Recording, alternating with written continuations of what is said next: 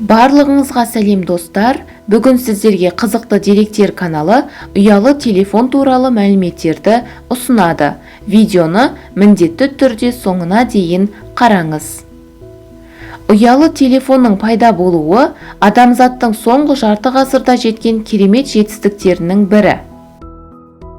Смартфон термині тұңғыш рет Ericsson компаниясының 2000 жылы жаңа телефонын жарнамалау кезінде пайда болды. Жапонияда телефондардың 90% су өтпейтін корпусымен шығарылады. Себебі жапон жастары жуыну бөлмесіне кірерде де ұялы телефондарын тастамайды.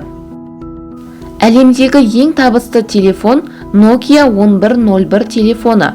2003 жылы шыққан сәттен бастап 250 миллион құрылғы сатылды. Бұл ұялы телефондар ішінде ғана емес, жалпы электронды гаджеттер арасында да рекорд саналады. Алайда, қазіргі таңда бұл модель өндірілмейді.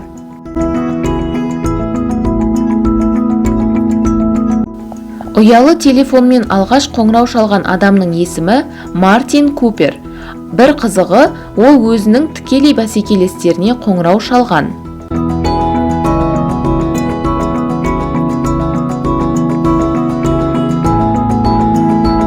Қазіргі таңда ұялы телефондардың 75% Қытайда өндіріледі. Apple компаниясының иеленушісі Стив Возняк 888-888-8888 нөмірінің алғашқы иеленушісі болған. Бірақ ол бұл нөмірден бас тартты. Себебі оның телефонына көптеген бейтаныс адамдар қоңырау шалған екен. Гиннес рекордтар кітабына сәйкес Sony XP3300 Force әлемдегі ең мықты телефон болып табылады. Себебі ол 25 метрден құлап, бұзылған жоқ.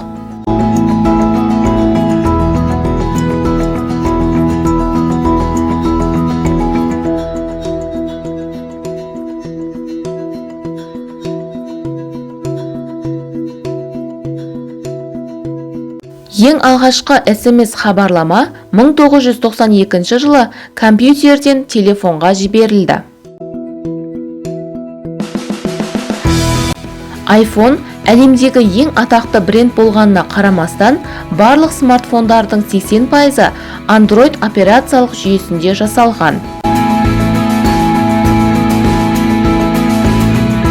Статистика бойынша, ұялы телефонды көп жағдайда қоңырау шалуға емес, уақытты білу үшін пайдаланады. Ұялы телефоннан алғашқы қоңырау 1973 жылы жасалған. IBM Simon бұл 1993 жылы шыққан әлемдегі алғашқы смартфон. Айта кету керек, телефон сенсорлық экранмен жабдықталған. Алғашқы телефон моделінің салмағы 1 килограммға жуықтаған. Сонымен қатар, қуаты 30 минуттық сөйлесуге ғана жетеді. Қазіргі таңда жаңа телефондарды өндіру саласы әлемдегі ең жылдам дамып келе жатқан индустрия болып табылады. Алайда, статистика бойынша автокөлік жүргізген кезде телефонды қолданатын адамдар мас күйде жүргізетін адамдардан қарағанда жиі апатқа түседі екен.